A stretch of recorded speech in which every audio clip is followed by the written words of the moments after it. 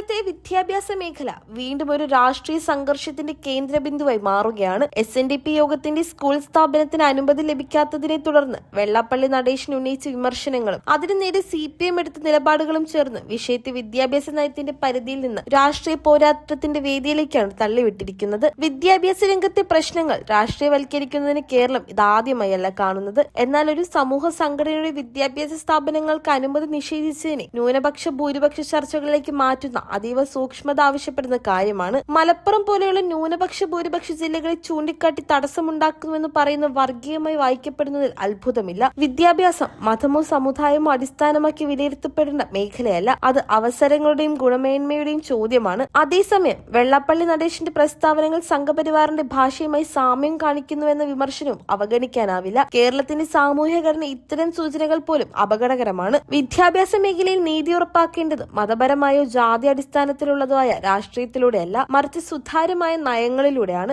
ഇതിനിടയിൽ CPMന്റെ നിലപാടുകളിൽ വൈരുദ്ധ്യങ്ങളും ചർച്ചയാകുന്നു. PM ശ്രീ പദ്ധതിയിൽ ആദ്യ എതിർപ്പ് പ്രകടിപ്പിച്ച ശേഷം പിന്നീട് അംഗീകാരം നൽകിയത് പാർട്ടിയുടെ നയപരമായ വ്യക്തതയെക്കുറിച്ച് സംശയങ്ങൾ ഉയർത്തുന്നു. വിദ്യാഭ്യാസം പോലെയുള്ള വിഷയങ്ങളിൽ U-ടേണുകൾ സർക്കാരിന്റെ വിശ്വസ്തതയെ തന്നെ ബാധിക്കുന്നു. ഈ മുഴുവൻ വിവാദത്തിനിടയിൽ നഷ്ടപ്പെടുന്നത് കേരളത്തിന്റെ വിദ്യാഭ്യാസ അന്തസ്സാണ്. വിദ്യാലയങ്ങൾ രാഷ്ട്രീയ പോരാട്ടത്തിന്റെ കളിസ്ഥലങ്ങളാകുമ്പോൾ അതിന്റെ വില കൊടുക്കേണ്ടത് വിദ്യാർത്ഥികളും സമൂഹവും തന്നെയാണ്. സർക്കാരായാലും സാമൂഹിക സംഘടനകളായാലും വിദ്യാഭ്യാസത്തെ ആയുധമാക്കുന്ന സമീപനം ഉപേക്ഷിക്കേണ്ട സമയം അതിക്രമിച്ചിരിക്കുന്നു. കേരളം ഒരിക്കലും വിദ്യാഭ്യാസത്തെ വർഗീയതയുടെയും രാഷ്ട്രീയ കണക്കുകൂട്ടലുകളുടെയും അടിമയാക്കിയ ചരിത്രമില്ല. ആ പാരമ്പര്യം സംരക്ഷിക്കേണ്ട ഉത്തരവാദിത്തം ഇന്നത്തെ ഭരണാധികാരികൾക്കും സാമൂഹ്യ നേതാക്കൾക്കും ഒരേപോലെ ബാധകമാണ്. വിദ്യാഭ്യാസം വിവാദമല്ല, വികസനത്തിന്റെ അടിത്തറയാണ്. അതാണ് ഈ ചർച്ചയിൽ മറക്കാനാകാത്ത ഏറ്റവും വലിയ സത്യം.